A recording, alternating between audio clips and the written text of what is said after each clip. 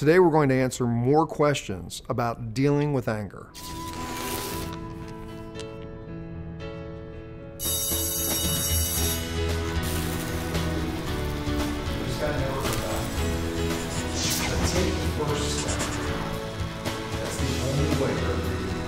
As you may have heard me mention in previous episodes, I'm a big believer that everything happens for a reason.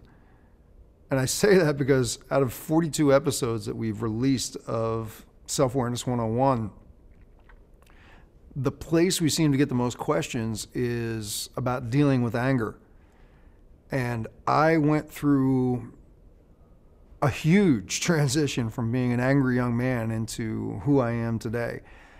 So I've got a lot of experience to share in regards to dealing with anger. I've been all ends of the spectrum. I've been the person who responds with rage and punches things and screams at people when it's inappropriate.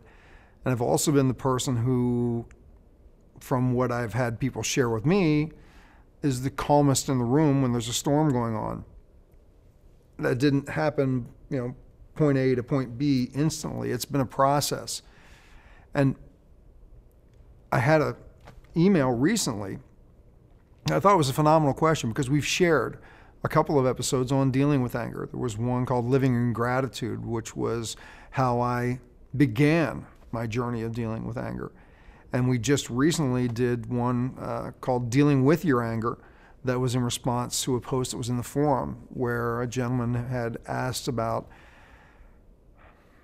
different ways to respond to anger rather than reacting in ways that leave you regretting the way you reacted. And the email that I just got the other day, I'm sorry, I don't remember whether the woman was from Venezuela or Argentina, but she had asked,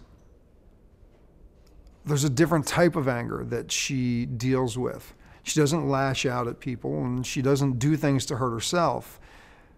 But she does know that by holding on to the anger the way that she does, it affects her mood, it affects the way that she interacts with other people, and it doesn't allow her to be the type of person that she desires to be. And she asked, what are some suggestions that you have for that? Now, what I'm going to do is I'm actually going to refer back to a couple of other episodes that we've done because we've covered some of these things in great detail, but also offer some new distinctions. First thing that I would redirect somebody to is the episode on we are the ones who attach meaning to things, meaning that everything that happens, we're the ones who determine whether it's good, bad, right, or wrong. We make that decision that a person is doing something to us and it's their intention to hurt us. Or it could just be the fact that they weren't thinking or weren't paying attention, but we're the ones who attach the meaning to it. One of the biggest keys for me in my own growth in dealing with anger was acceptance, learning to accept everything that happened as being just the way that it was supposed to be. Now, I get in debates with people about that because they talk about very traumatic and horrific things that happen and say, I'm just supposed to accept this? And my answer is yes. I mean, we look at the most horrible things that happen in life, and there are ripple effects that happen that we never see many times. Some of them, we see them instantly, or we do see the long-term benefit that comes from it. One of the things that I share in this situation is John Walsh. People may or may not be familiar with him, but he is the person who hosts the television show called America's Most Wanted. And if you don't know John Walsh, the backstory on him is that his son was kidnapped and killed at a very young age. I believe he was under 10 years old when that happened. And through that horrific experience, John Walsh made the commitment that he was going to do something so other families didn't have to suffer the way that his family did. And he's gone on to make a huge difference in a positive way based on that experience that happened. Now, am I saying that John's happy about this experience? I don't know him personally. I don't know that he's fully accepted it, but it was a way of him dealing with his anger in a constructive way. That acceptance, it's both a practical solution, but there's also a very spiritual side to it, We don't know why things happen. We can guess. I mean, a lot of times if you look around your life, you'll see complete and total chaos. To you, it's chaos.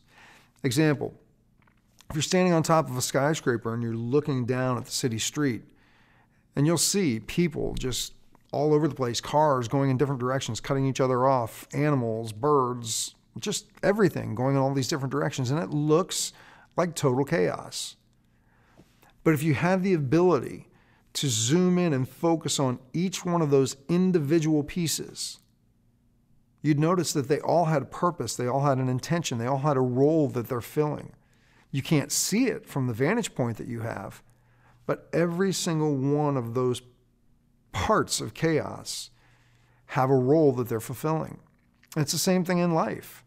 Every experience that you have is designed to lead you somewhere.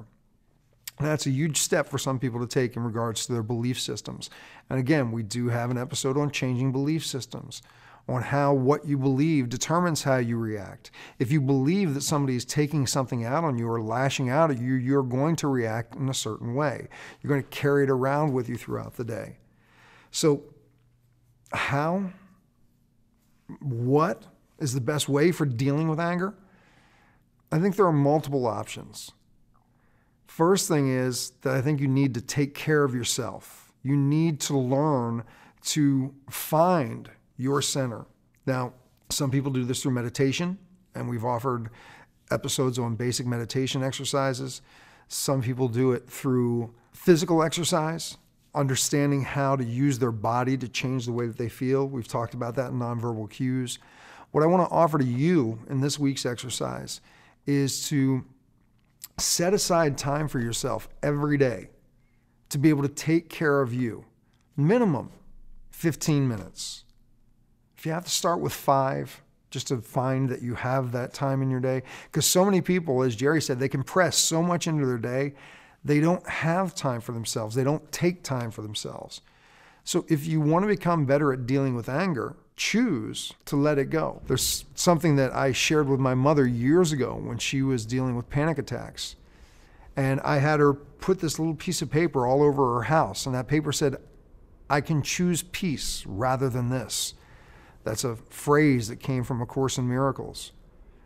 Take time every day, 15 minutes, to just center yourself. Journal, write out the things that are spinning around in your mind that are causing you turmoil. There are so many different approaches of dealing with anger.